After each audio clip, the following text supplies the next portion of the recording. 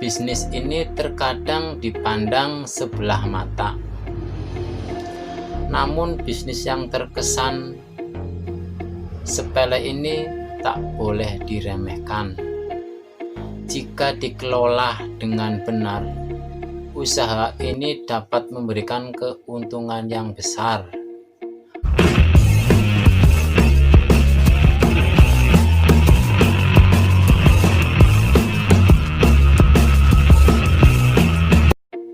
Assalamualaikum warahmatullahi wabarakatuh. Apa kabar semuanya? Semoga dalam keadaan sehat dan dijauhkan dari virus corona. Sebelum saya bahas ke video, tak ada salahnya kalian like, share, dan komen. Serta bagi yang belum subscribe, silahkan subscribe video ini.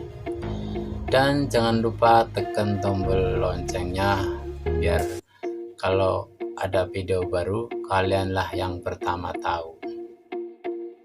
Anda akan membuka warung sembako. Simak dulu tip berikut ini. Tip membuka warung sembako agar laris seperti halnya usaha toko kelontong. Zaman modern semakin mudah dengan modal kecil, karena semua perlengkapan sederhana sudah banyak tersedia. Sembako merupakan kependekan dari 9 bahan pokok. Sebagai bahan pokok, tentu saja warung sembako dibutuhkan oleh banyak orang sampai kapanpun. Di setiap lingkungan pemukiman pasti ditemukan setidaknya satu toko sembako. Salah satu penyebabnya yaitu permintaan akan 9 bahan ini yang tak pernah menurun. Bisnis ini terkadang dipandang sebelah mata. Namun bisnis yang terkesan sepele ini tak boleh diremehkan. Jika dikelola dengan benar, usaha ini dapat memberikan keuntungan yang besar. Apabila Anda tertarik dengan bisnis sembako, komen di bawah ini. Usaha sembako dapat dijalankan oleh siapa saja, bahkan pemula sekalipun. Jika bingung untuk memulai, berikut ini tip membuka usaha sembako agar laris dan untung yang kami sajikan khusus Anda. Bisnis sekecil apapun harus dimulai dengan perencanaan yang matang. Meskipun terlihat gampang memulai sebuah usaha toko, tak bisa sembarangan. Jangan sampai Anda melenggang tanpa rencana yang akan menyebabkan kerugian di kemudian hari. Pelajari terlebih dahulu seluk-beluk cara memulai usaha sembako. Pastikan Anda sudah memahami hal-hal yang perlu disiapkan, faktor-faktor yang mendukung serta menghambat bisnis, dan lain sebagainya. Rencanakan langkah-langkah yang akan Anda jalankan, dimulai dari perencanaan, riset, atau survei pasar, mencari supplier barang dagangan, menghitung modal, dan bersiap akan persaingan dengan pedagang yang sudah memulai lebih dahulu daripada Anda. Pikirkan juga tempat Anda akan memulai usaha.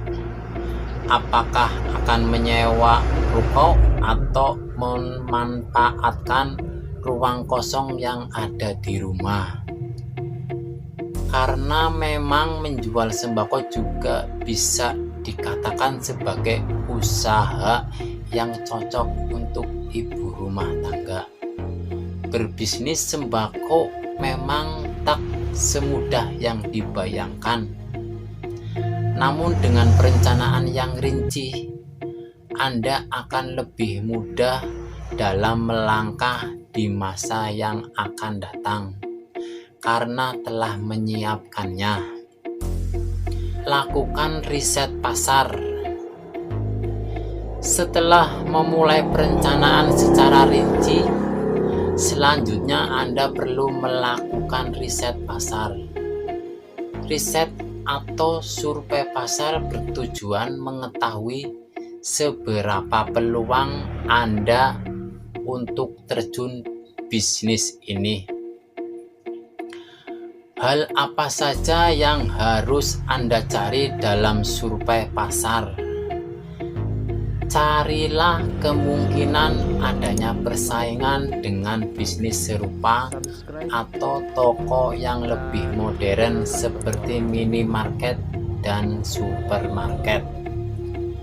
Carilah juga kemungkinan siapa saja yang akan menjadi target pasar Anda.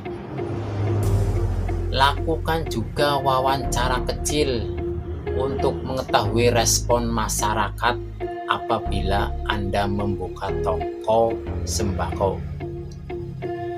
Jika masyarakat menyambut baik, lanjutkan dengan menanyakan kebutuhan apa saja yang sebaiknya Anda sediakan di toko.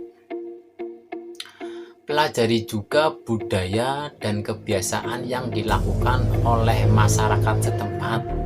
Misalnya, apakah masyarakat di sekitar lokasi toko Anda memiliki kebiasaan utang atau tidak? Hal sekecil apapun yang sekiranya berpengaruh terhadap bisnis harus Anda pahami, sehingga Anda dapat menemukan solusi dan langkah terbaik untuk menyiasatinya. Misalnya, jika Anda memulai usaha di desa, kira-kira kebutuhan seperti apa yang dibutuhkan di desa? Hal tersebut juga perlu dipikirkan. Perhitungan modal yang tepat. Perhitungan modal dengan teliti sebelum Anda mulai berbelanja untuk kebutuhan toko. Ingat, Anda tak hanya menghitung barang dagangan saja, namun Anda juga perlu memperhitungkan kebutuhan untuk operasional. Apakah Anda akan menyewa ruko atau menggunakan rumah sebagai tempat usaha? Barang apa saja yang harus dibeli untuk menempatkan barang dagangan? Setelah semuanya terhitung, baru Anda memperhitungkan barang dagangan apa saja yang berpotensi untuk dijual di awal pembukaan toko. Sediakan barang-barang yang mendasar terlebih dahulu.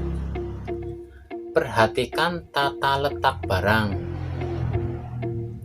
Tata letak barang menjadi sangat penting di toko sembako. Apabila Anda menatanya dengan teratur, tentu toko menjadi terlihat lebih rapi. Anda pun akan lebih mudah menemukan barang ketika mencarinya agar terlihat rapi. Gunakan etalase dan juga rak untuk menempatkan barang dagangan. Pisahkan barang-barang sesuai dengan kelompoknya. Jangan mencampurkan antara bahan makanan dengan sabun. Perhatikan kebersihan toko.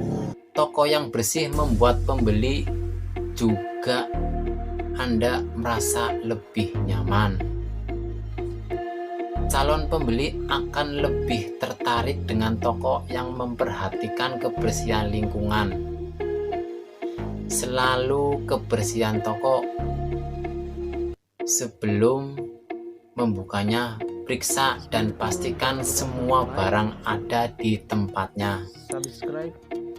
Dengan memperhatikan kebersihan dan kerapian, Anda juga mencegah hewan seperti kecoa dan tikus bersarang di dalam toko. Pilih sembako yang berkualitas.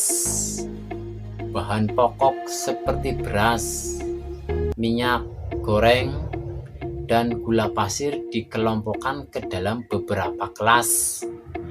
Kelas ini dibuat berdasarkan kualitasnya. Sebaiknya Anda menjual sembako dengan kualitas terbaik. Barang dengan kualitas yang lebih bagus dan akan disukai pelanggan meskipun harganya relatif lebih tinggi. Anda juga dapat menyediakan barang dagangan dari dua kualitas yang berbeda. Hal ini bisa Anda lakukan jika tidak ingin pelanggan pindah ke lain hati karena harga yang lebih mahal. Biarkan pembeli memilih barang berdasarkan kualitas dan kemampuannya. Anda juga harus menjaga kejujuran kepada pelanggan. Katakanlah kondisi dan kualitas barang berdasarkan faktanya. Jika Anda ingin mendapatkan barang berkualitas tinggi dengan harga rendah, carilah pemasok yang tepat. Anda bisa mencari pemasok di pasar atau rekomendasi dari sama pemilik warung. Itulah tip atau cara jika kalian ingin membuka warung sembako. Dan jika kalian suka dengan video ini, silakan like. Dan jika video ini bermanfaat, silakan subscribe dan share ke teman-teman atau saudara kalian. Kurang lebihnya saya minta maaf. Wassalamualaikum warahmatullahi wabarakatuh.